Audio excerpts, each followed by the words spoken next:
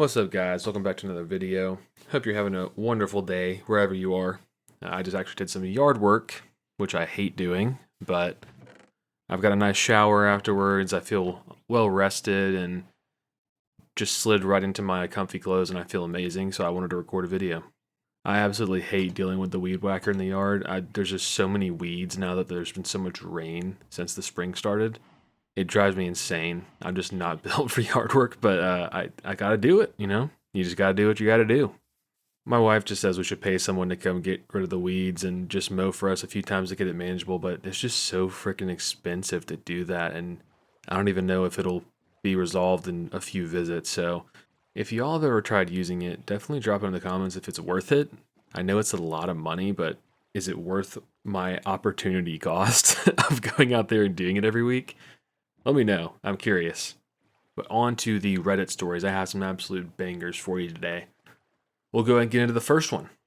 Am I the a-hole for closing a joint bank account the day before my ex leaves for vacation? Now, here is the much needed context. My ex-husband and I separated over 5 years ago. It has been messy and emotionally, financially, and physically draining process. While we were together, we had a joint account where all of our expenses were taken out of. After separation, I had requested that my name be removed from the joint account. He did not want the account closed, as that is where he was continuing to do the majority of his banking from. This included debits for his vehicle payment, receiving payroll, etc. Over the last several years, he has refused to attend the bank together to take my name off the account. Requests have been made directly and through our attorneys. I even asked as recently as 2 weeks ago, as we were both in the city. We both live rurally. How do you even say that word correctly? To have this done and my name removed. He continued to deny this request. Yesterday, I received a text message and a phone call from the bank where the joint account is held, stating that the account was in overdraft totaling $950 and the balance needed to be paid instantly. I immediately texted and called my ex-husband to have this rectified, as this is going to affect my credit score. Once again, he refused to attend the bank and have this completed as he was too busy. Luckily, I was in the city and went to the branch to see what my options were and to not let it affect my credit. My options were either do nothing or to pay the overdraft and close the account. I paid the overdraft and moved forward with closing the account. These were funds that I had worked hard saving and was going to go towards extracurricular activities for our children. Now this is where I might be the a-hole. My ex told me that he was leaving on a 3-week vacation to Italy starting March 31st. This all happened on March 30th. I chose the second option to pay the overdraft and close the account with all the fees. The total was close to $970. Now all of his debits, vehicle payments, bill payments, etc. are expected to come out of this account while he's away. This means that this gives him 1 day to open a new bank account and change all the payments coming out of the previous joint account. So am I the a-hole for closing the joint account that he had 5 years to remove my name off of the day before he leaves for vacation? Oh boy, this is an interesting one. I can see both sides. Like, I understand she's frustrated. Like, he will not take the time to just go to the bank and remove her name. Like, it takes 2 seconds. It sounds like that's kind of one of those things where you aren't fully letting the process be over and to heal. Like, you're holding on to something just to keep them around, which a lot of people do, and it's very unhealthy. But that being said, you really didn't have to do it right when he was about to leave. Like, you could have just waited until those weeks were up and told him. I don't know if she gave him a heads up. I didn't say anything about him getting a text message or anything. But he had plenty of time to do it and kept refusing to do so. So it's not her fault. That being said, could have been handled better and is definitely going to cause some major disagreements when he gets back. I mean, they have children together, so that's going to kind of have not the intended effect because they still have to be co-parents. I don't think that was the best way to handle it, but at the same time, she's not the a-hole for doing that just because, he had 5 years to get this done, and then it affects her credit score, and she's like, no, I'm done.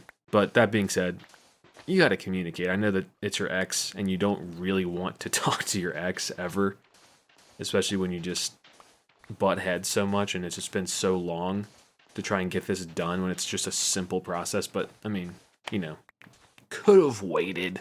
But also, how did he go on a European trip when his checking account was negative 1,000? Like, what was he doing? I don't really get his goal in doing that, because what was he going to pay his bills with if his account was negative 1,000? Like, either way, they were going to bounce after this month. So was he expecting her to just kind of pay for it? It sounds like this may not be the first time that's happened.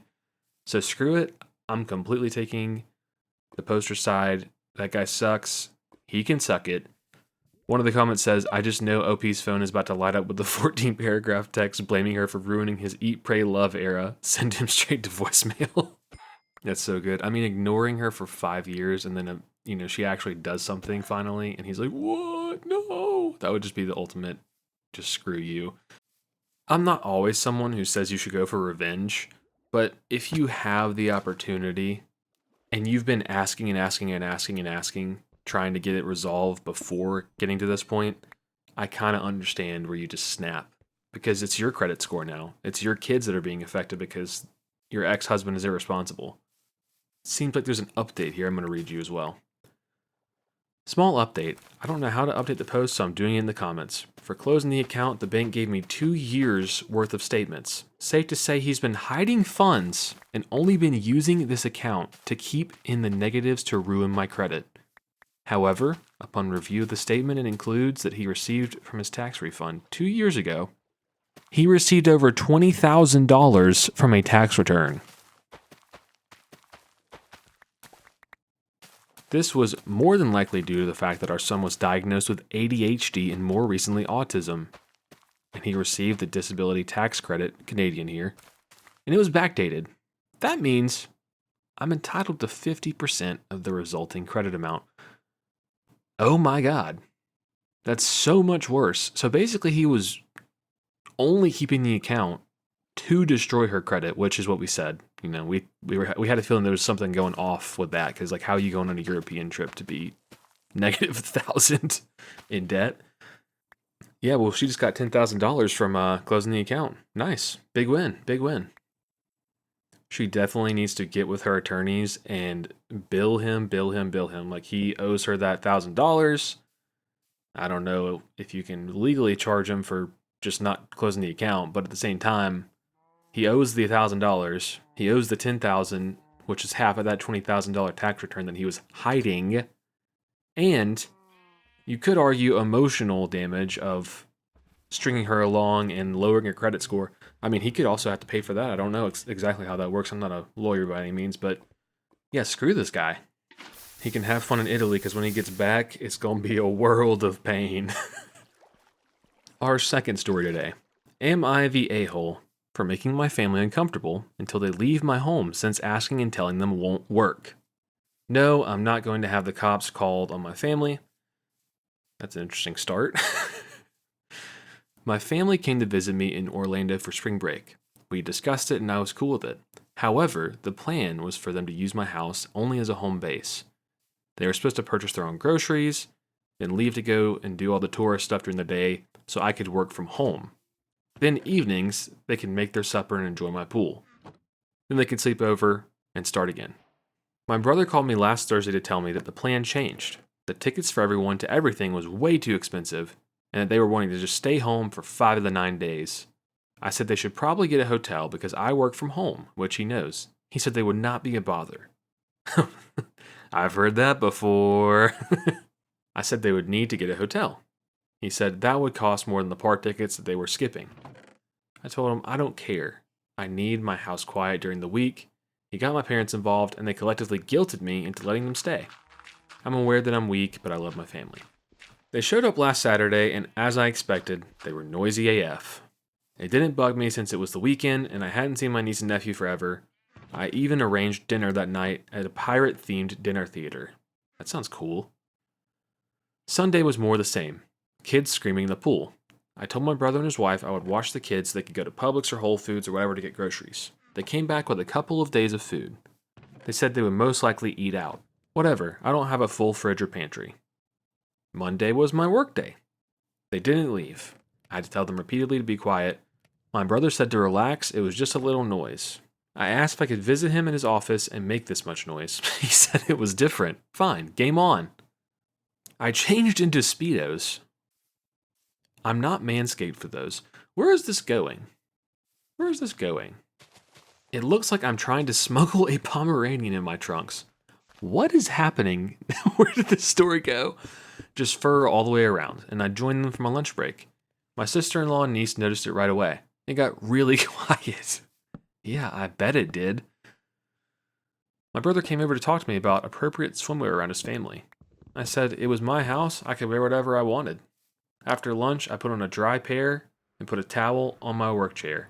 If they made noise, I would come out in my full glory and ask them to shush. They decided to go see Orlando.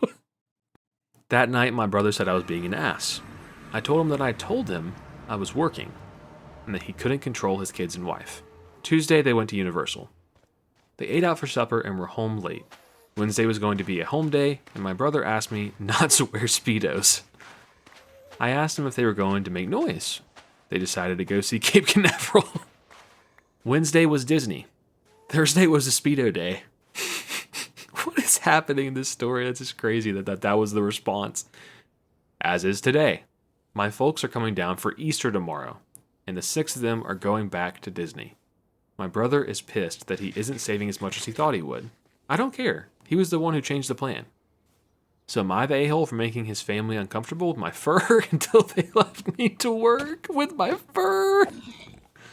What are we talking about? First comment, not the a-hole with 20 laughy faces. I want to say you should have just not let them come, but your situation and solution is hilarious. Another comment says, now I want to adopt a Pomeranian and name it Speedo.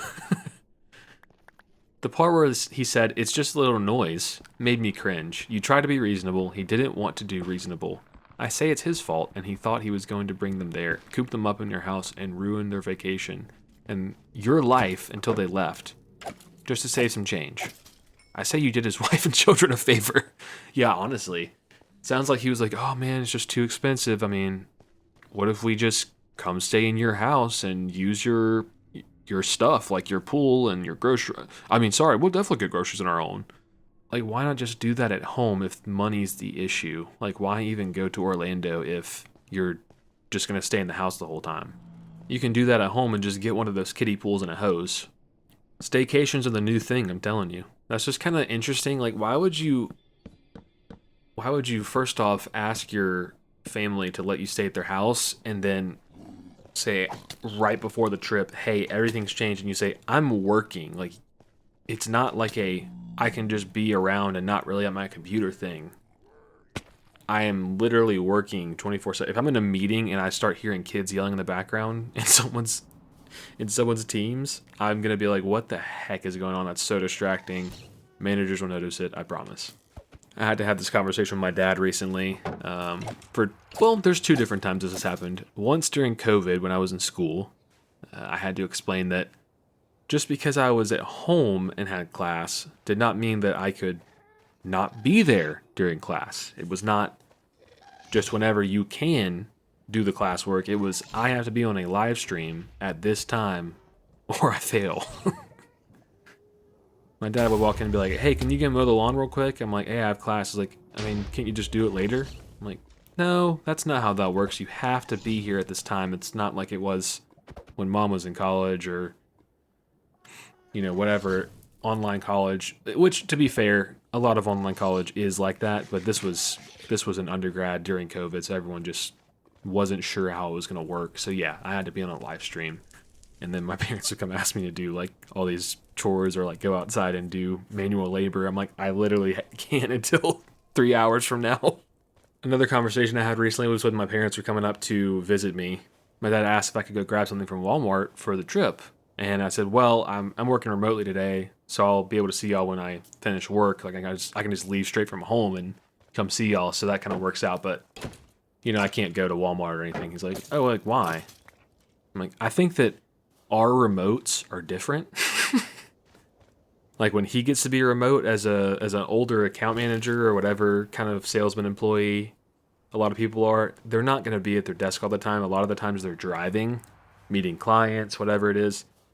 I'm like, Dad, Mine is specifically at my desk. Like if my team turns yellow for 2 minutes, they're like, "What's going on there? Why is this person not sitting at their desk doing work all the time?" Like they notice.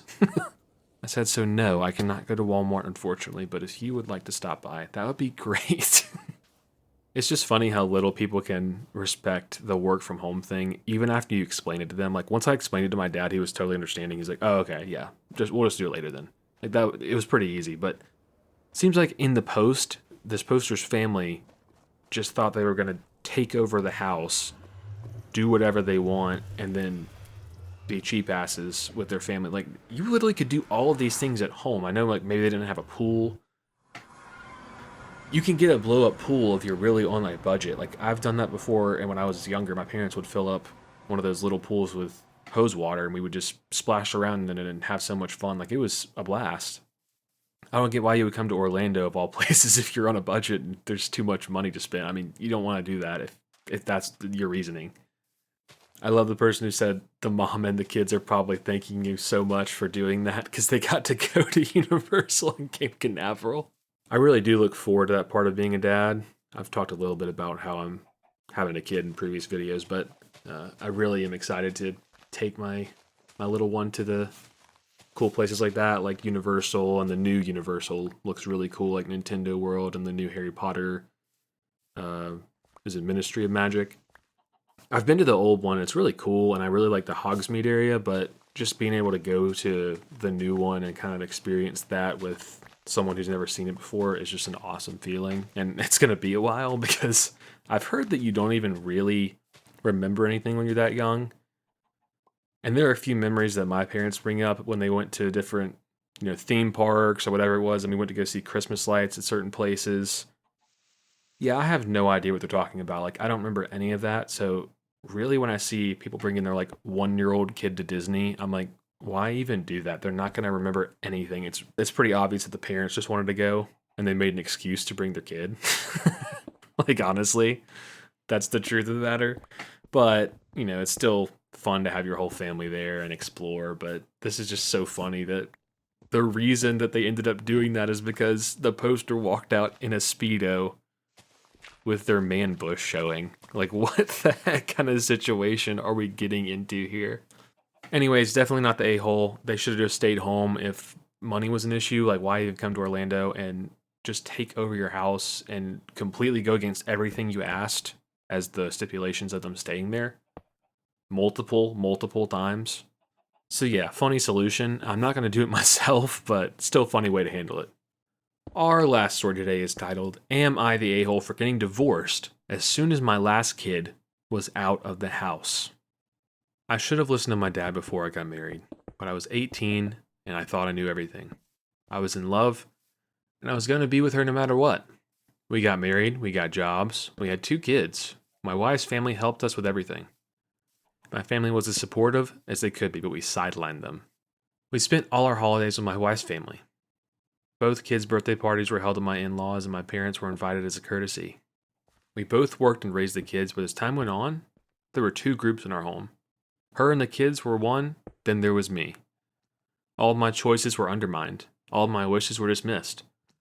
I could not even have privacy in my own bedroom by locking the door because it stressed the kids to knock. After 20 years, I was done. Last fall, my youngest went away for school. I filed for divorce that week. We didn't have assets besides our cars. I walked away with nothing to show for it besides 2 kids that never thought about my side of the family as important. My ex claims that I blindsided her and she didn't know I was unhappy. I asked her, what about our constant ongoing arguments of the last 14 years made her think I was happy or satisfied with our marriage?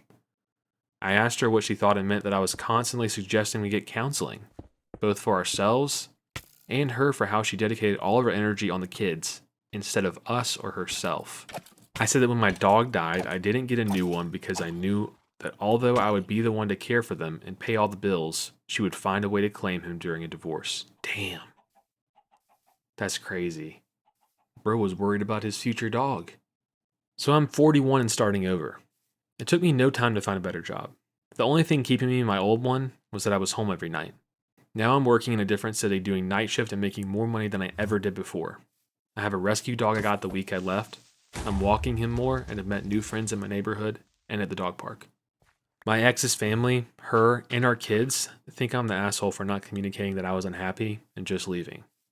I talked to her constantly about everything that was bothering me. The kids being allowed to come into the bedroom without knocking, her unwillingness to eat when I cooked cultural food and letting the kids not eat it too, how I had to attend events with my family alone because she didn't want to come or let the kids come, plus a million other things. I've started dating. She's amazing. Shelly's a teacher, never been married, 32. We aren't at the meeting family stage yet, but I've met a lot of her friends and will be attending Easter at her house, where she is hosting for everyone who isn't going home. This is another problem because I've moved on so quickly. It's really not. I've been checked out of our marriage for years. She's having a tougher time. She's not in the right place to date, and her priorities are the kids. The adult kids who do not live at home. I've seen a few posts lately that make me want to ask. I know how I feel. I know how she feels. I'm mostly estranged from my family, so I don't count their opinions. And the kids and her family have been clear about me abandoning her after all this time. Am I the asshole for leaving as soon as I could after our youngest left? Wow, that is heavy. The first comment says, what are you going to do to repair the relationship with your parents, if you still have one, that is? The poster said, my mom passed a long time ago. I'm talking to my dad's stepmom all the time now. It's getting better. That's good to hear. I mean, this is just obviously sad. Like, you don't ever want to see this happen to a family get split up like that. But she says, why didn't you tell me you were upset? He literally said, we have constant fights. I said that we need to go to counseling. I said she needs to go to counseling. I said, I'm upset about this. I'm not comfortable with this. Hey, this bothers me. What more communication do you need that someone is unhappy when they're constantly telling you that they're unhappy and need to go to counseling? That is crazy that he didn't get another dog because he was worried he wouldn't be able to get the dog in the divorce. That makes me sad because he definitely was like, if I get a dog now, I'm not going to be able to keep it. And now he has a dog. Seems like he's doing a lot better. I mean, obviously it's hard because you have a family and you really are their father still no matter what.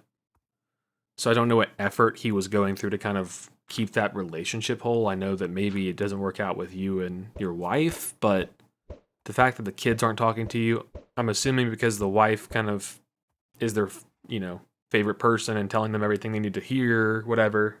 But one comment says, honestly, man, the way you talk about your kids is crazy and makes me feel like there's way more to this. You talk as if they're your random college roommates.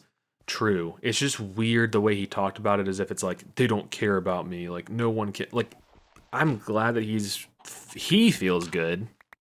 Obviously, he posted this because he feels like he's in a better spot. But the fact that the kids and the parents and the other family that he's spent that much time with are reacting the same way, saying like, we don't want anything to do with you, makes me think there's something more to this. There's three sides to every story. But at the same time, we do know he at least communicated that he wanted to go to counseling, so that it didn't really come out of nowhere. Like, his partner was aware that he was upset and not happy in the relationship. But it really just sounds like he's now put a huge burden on his partner, or ex-partner, to take care of the kids by herself. Like, he's basically out of their life. So that's kind of crappy. I don't think he is necessarily trying to be the a-hole, but they should have probably already gotten divorced if they've been unhappy for that long. Like, he waited until the kid moved out. Like, they clearly have not been in a good place for a while. And now the kids are seeing that in their house. They should have just gone ahead and gotten divorced whenever he was initially having this feeling. Now it's dragged on. Now the kids think, oh, it's my fault. Like that, I'm not saying that it is. I'm saying that's how kids think, is that they're going to be like, oh, the second I left, boom, they're divorced. It was all my fault. But let's read another comment. The red flag for me is you say she focused on the kids over spending time with you. In my experience, a lot of mothers don't have the bandwidth to be present in a relationship if their partner isn't taking their fair share of the child care. I mean, it's absolutely speculation on my part. I don't really know how you were as a father, but you do sound disconnected from your kids. This story gets told a lot in feminist spaces, and 99% of the time, the mothers burn out. Yeah, we have no idea how he was as a father. That's a key part of the story that's completely missing. He basically said, the kids don't care about my opinion. Meh, wah, wah. You're their dad. They don't listen to their parents most of the time. That's what kids do. And he specifically cites knocking on the door being like the worst thing on earth. Like, they have to knock on the door. They can't just walk in, which that's a little weird, I will admit. Like, you don't want to have the kids walk in on something weird or you are changing. Like, that's kind of odd, but whatever. Like, that's not like the worst thing in the world. He's treating it like his kids are serial killers because of that aspect of their personality. This is extremely one-sided, and I'm not at liberty to say whether he's correct in his assumption or not. It sounds like, honestly, they're both kind of the asshole because, well, actually, I'm going to take that back. We don't know if the wife is the asshole. We do not. We don't know her side. We know this side, that it sounds like he's very disconnected from his kids. He's been unhappy with his wife for a while and has wanted to move out. And the second that he did, he got a new dog. He's been walking around making friends. He seems really happy. He feels a lot better. That's good if you can have that personal journey for yourself. A lot of people who are divorced have that journey and they're like, oh my God, I feel so much better.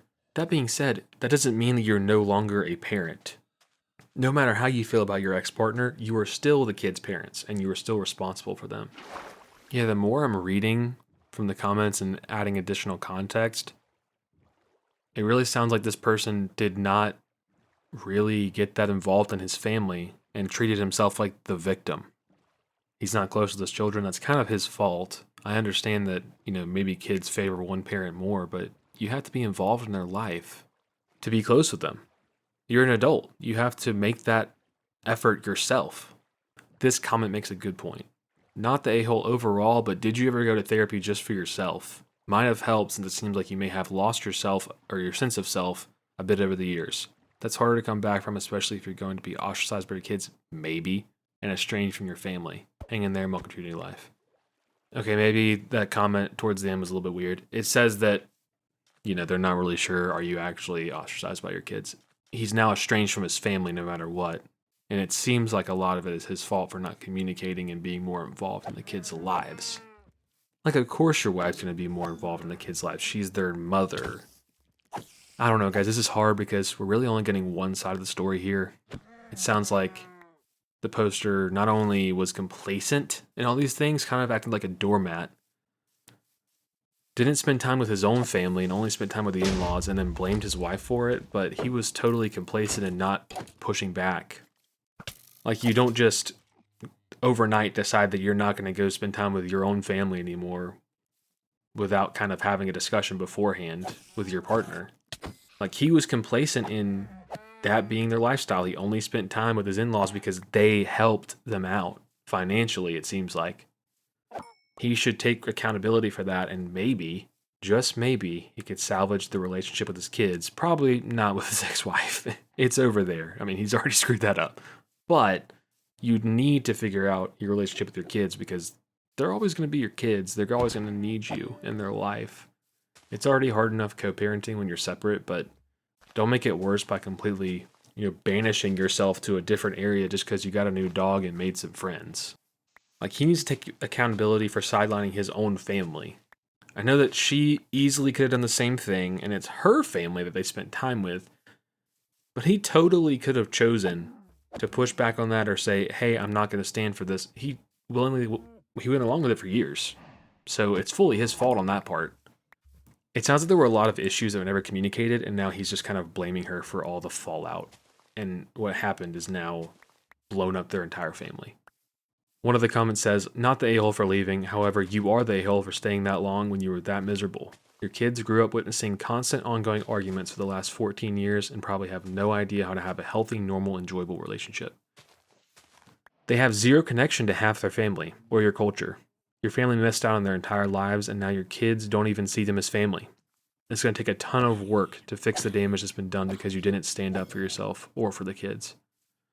Exactly. Like, he had every opportunity to stand up for his own family and say, no, we're going to go spend more time with them. I'm not okay with this. And if she had had a problem with it then, that would have been the time to maybe split up if it wasn't working out. But you basically just took away your parents' grandkids' access for years, and then now you're trying to go back and backtrack and fix the mistakes you made. Well, it's too late because his mom's already passed away. And now the kids don't want to be around him, so they're not going to be able to spend time with their grandparents on his side. He's just completely screwed it up. I mean, it's too little too late, and it's really sad that that's where it's gotten to in this story. But truly seems like you can't come back from it unless you do some major apologizing and owning up to what you did. It sounds like he's fully in, I'm totally good for leaving mode. And it's fully not my fault because my kids never listen to me. Like, he's just a whiny baby about that. Like, yeah, kids don't listen to their parents. Maybe making more of an effort to be involved in their lives like your wife was. Anywho, I won't ramble on for the next 20 minutes about this. That one's kind of complicated. I like having ones that are more nuanced rather than just a straightforward no, you're not, or yes, you are, because it kind of makes you think about it a little more. One of the final comments I'll read says, I don't think you're an a-hole for getting divorced. If you're unhappy, you have every right to improve your life and make choices to make yourself happy, including dating someone new. I do think you're kind of the a-hole for waiting as long as you did when you were checked out of the marriage for that long. If your ex-wife is saying she was blindsided, it makes me wonder if you actually expressed your feelings or if you minimized and mentally went, well, I'll just get a divorce when the kids are grown. Also, I feel like a lot is missing here. Were your parents respectful to your ex-wife? Was there a reason they were around less? These are all rhetorical questions just to make you think.